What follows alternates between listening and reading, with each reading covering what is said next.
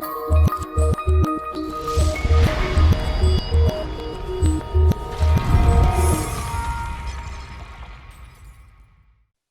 feel like it's a bit more oceanic now, you know, to stand out.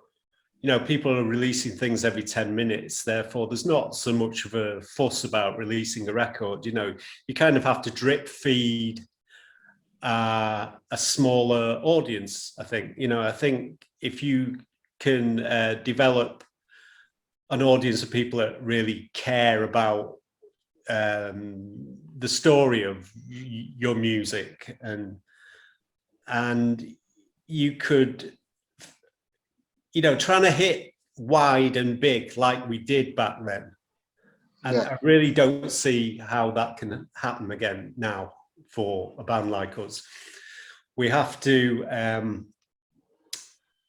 try, you know, I'm always balancing this thing of like, you know, we get a lot of offers to do nostalgic things, you know. Yeah. And sometimes it's really hard to turn them down because you've still got to deal with economics of running a business. And but you're always wanting to push that edge, and people I think can pick up on that. And if you've got good people around you, like we had a really good agent over the past 5 years who was really knew what we wanted. You know, we finally knew what we wanted and what we didn't want it.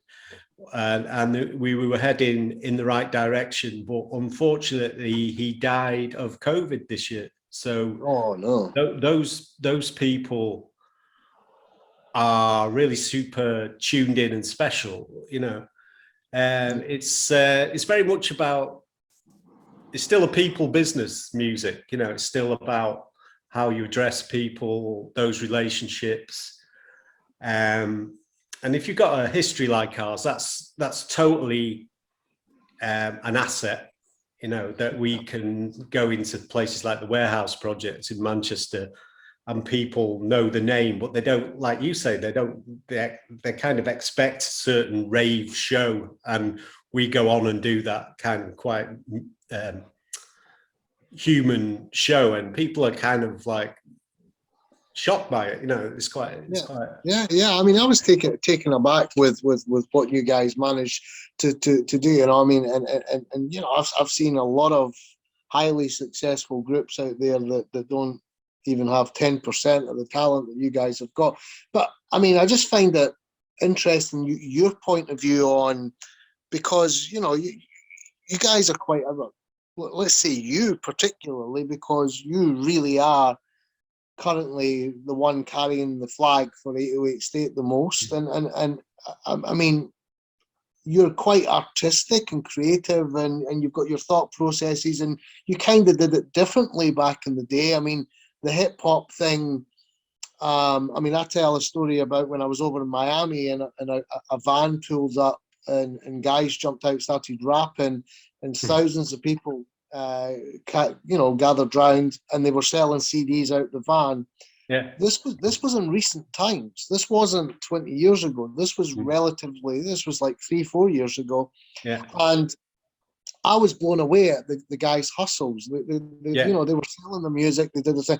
And, you know, you've obviously kind of, you know, covered that bit with Manchester, with the radio, you know, the radio station, the shop, the T-shirts and things. But, I mean, if you were starting out today and you were saying, so all the sort of students or people that are listening to this now, if you were starting out today with your creative mindset, with the kind of knowledge that you have, what would you be advising kids to do?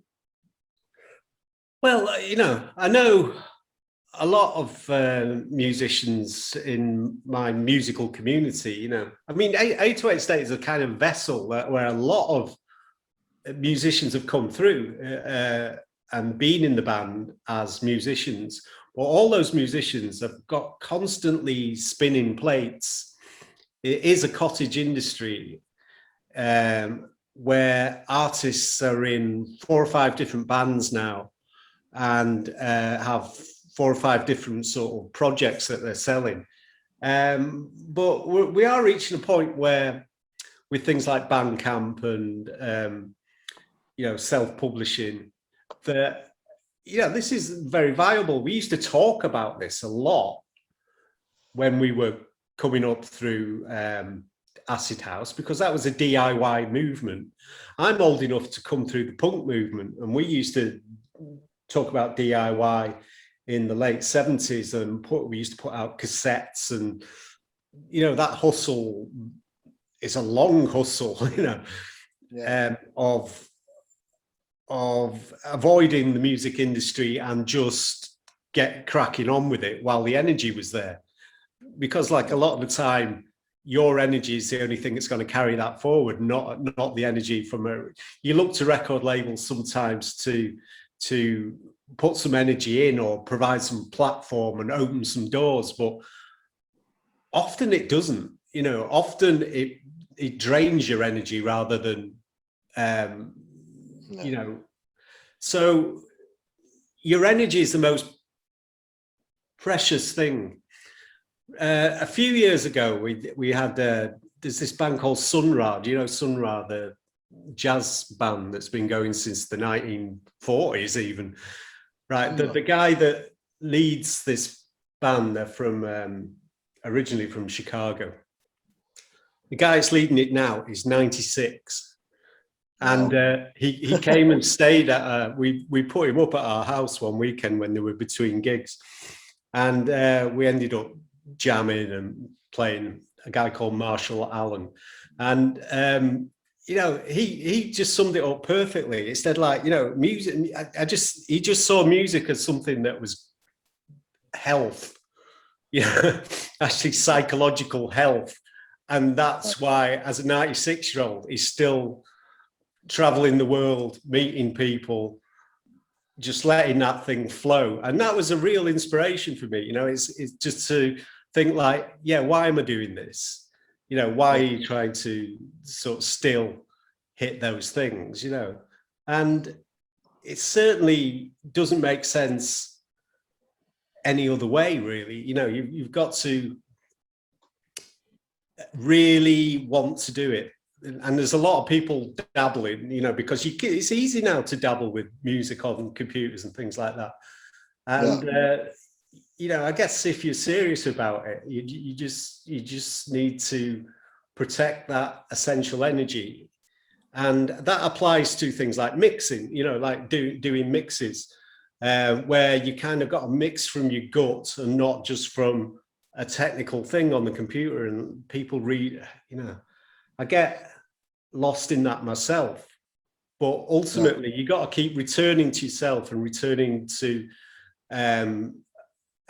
being a transmitter of energy as well, and